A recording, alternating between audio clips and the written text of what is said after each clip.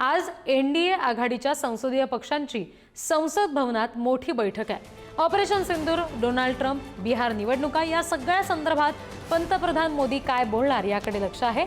विरोधकांनी अनेक मुद्द्यांवरून घेरलेलं असताना ही बैठक होत आहे, त्यामुळे सगळ्यांचाच या बैठकीकडे विशेष लक्ष आहे।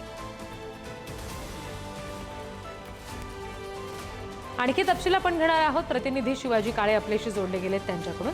शिवाजी, आज ही जी महत्त्वाची बैठक होतीये, मुख्य म्हणजे विरोधकांकडून असं आता जसं आपण म्हणालो की विविध मुद्द्यांवरून आधीच सरकारला घेरलं गेलेलं आहे, अगदी ताशेरे ओढले गेलेले आहेत, टीका केली गेली आहे आणि अशाच बैठक होतीये, त्यामुळे कुठले महत्त्वाचे मुद्दे असतील या बैठकीतले?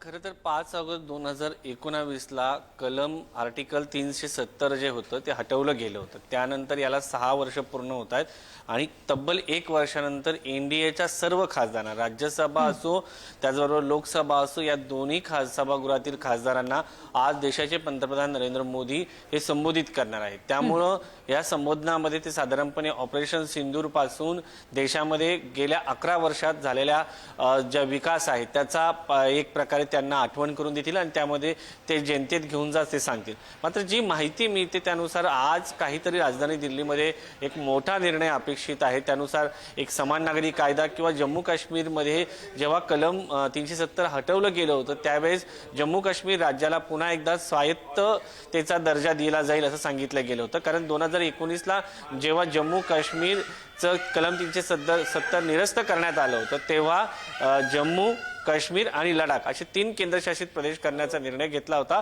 त्यापैकी जम्मूला राज्याचा दर्जा देण्याची शक्यता आज व्यक्त केली जात आहे। दुसरीकडे जर पाहिलं तर आजच्या या बैठकीकडे उपराष्ट्रपती पदाची जी निवडणूक होत आहे त्या दृष्टिकोनातून देखील एक महत्त्व प्राप्त होत आहे आणि या संदर्भामध्ये पंतप्रधान नरेंद्र मोदी सर्व खासदारांना काय कानमंत्र देतात हे पाहणं महत्त्वाचं आहे।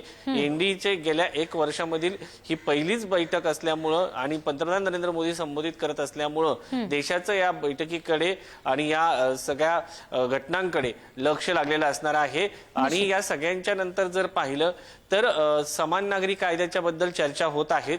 या संदर्भात निर्णय होतोय का किंवा या त्याच्या पलीकडे जाऊन दरम्यानच्या काळात सेक्युलरिझम बद्दल जे काही आक्षेप घेण्यात आले होते, खास करून स्वतः जगदीप धनखड यांनी या शब्दाबद्दल भाष्य केलं होतं। भाजपच्या विचारसरणीतील ज्या संघटना आहेत ते देखील वारंवार या संदर्भात बोलतात।